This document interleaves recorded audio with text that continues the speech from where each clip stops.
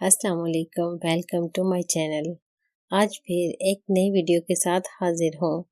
حیا، میں جانتا ہوں کہ تم کو میری آواز سے بھی نفرت ہے، لیکن حیا نے پھر سے اس کی بات کاٹنی چاہی۔ لیکن اب علی چیخ پڑا، پلیز حیا، مجھے بولنے دو، پلیز۔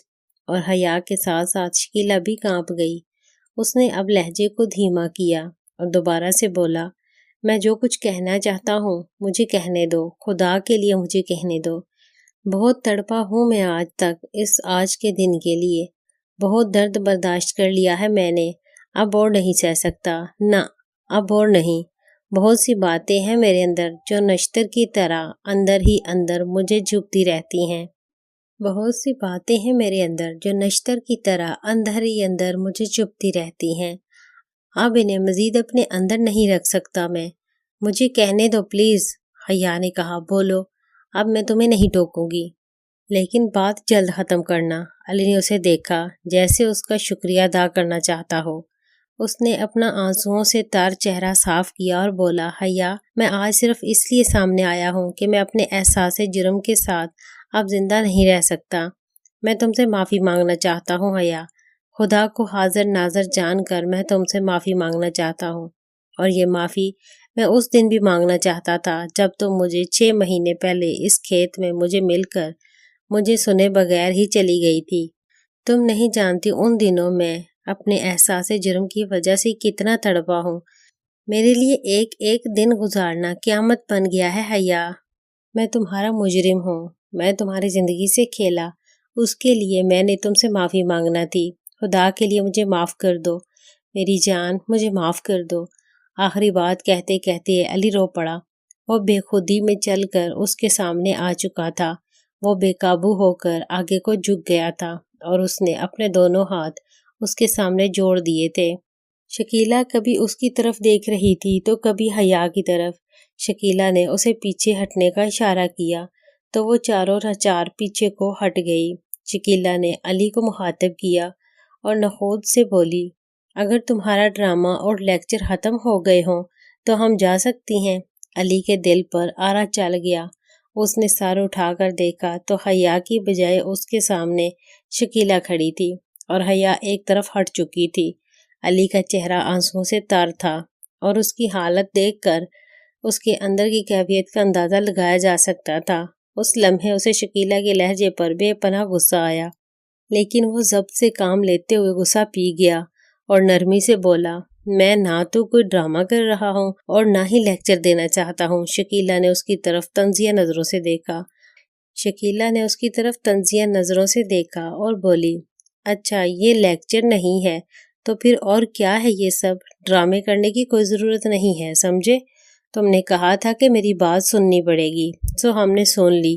اب اور کوئی مطالبہ مت کرنا کیونکہ اب ہم جا رہی ہیں، چلو حیا۔ اس کے ساتھ ہی شکیلہ نے حیا کو پکڑ کر کھینچا۔ حیا کے قدم زمین میں پیوست ہو گئے تھے۔ شکیلہ حیرانی سے اسے دیکھ رہی تھی۔ علی بے بسی سے شکیلہ کو دیکھنے لگا۔ جب اس نے دیکھا کہ حیا نے ابھی تک کوئی جواب بھی نہیں دیا ہے تو وہ یکدم شکیلہ کے سامنے آ گیا۔ 1 منٹ شکیلہ بی بی، میں حیا کا جواب سنے بغیر تم دونوں کو جانے نہیں دوں گا۔ پھر اس نے اپنا چہرہ حیا کی طرف موڑا۔ حیا جو اس کی محبت بن گئی تھی، جسے اس نے دل سے چاہنا شروع کر دیا تھا اور جو اب اس سے نفرت کرتی تھی۔ علی کو محسوس ہوا کہ حیا کے چہرے پر اس کے لیے ہمدردی کے آثار پیدا ہو رہے ہیں، تو اس نے حیا کا ہاتھ پکڑ لیا اور جذبات سے بھرپور آواز میں بولا، حیا، مجھے زیادہ باتیں تو نہیں آتی، لیکن اتنا ضرور جانتا ہوں کہ آج سے پہلے میں نے تمہیں جتنے دھوکے بھی دیے ہیں میں ان سب کا ازالہ کرنا چاہتا ہوں۔ بولو، کیا تم مجھے ایک موقع بھی نہیں دو گی؟ بولو حیا، بولو، جواب دو۔ کیا تم مجھے ایک بار بھی اپنے گناہوں کا کفارہ ادا کرنے کا موقع نہیں دو گی؟ کیا کفارہ ادا کرو گے تم؟ حیا کی زندگی تو تم نے برباد کر دی، اب کس طرح سے کفارہ ادا کرو گے تم؟ بولو، جواب دو۔ حیا کی زندگی میں زہر گھول کر کفارہ ادا کرنا چاہتے ہو، جانتے بھی ہو تمہارے 5 منٹ کے چسکے نے حیا کو ہمیشہ کے لیے داغدار کر دیا ہے۔ اب یہ جس کی بھی بیوی بنے گی وہ پہلی ہی رات میں سمجھ جائے گا۔ اب یہ بیچاری تو برباد ہو گئی نا، اور تم کفارہ ادا کرنے چلے ہو۔ کیسے ادا کرو گے کفارہ؟ بولو، شکیلا اس کے سامنے کھڑی اس کی آنکھوں میں آنکھیں ڈالے اس سے پوچھ رہی تھی۔ علی نے اس کی بات سن کر چند لمحے اس کی طرف دیکھا، پھر حیا کو دیکھتے ہوئے بولا، میں کروں گا اس سے شادی، ہاں میں۔ پھر تو اس کا ڈر ختم ہو جائے گا نا؟ حیا نے چونک کر اس کی طرف دیکھا۔ علی آنسوؤں سے تر آنکھوں سے اسی کو دیکھ رہا تھا۔ حیا نے ایک بار علی کی نگاہوں میں دیکھا تو اس کی نگاہیں واپسی کا راستہ ہی بھول گئیں۔ وہ علی کی نگاہوں میں جیسے کھو سی گئی۔ علی اور حیا کی نگاہیں باہم پیوست ہو چکی تھیں۔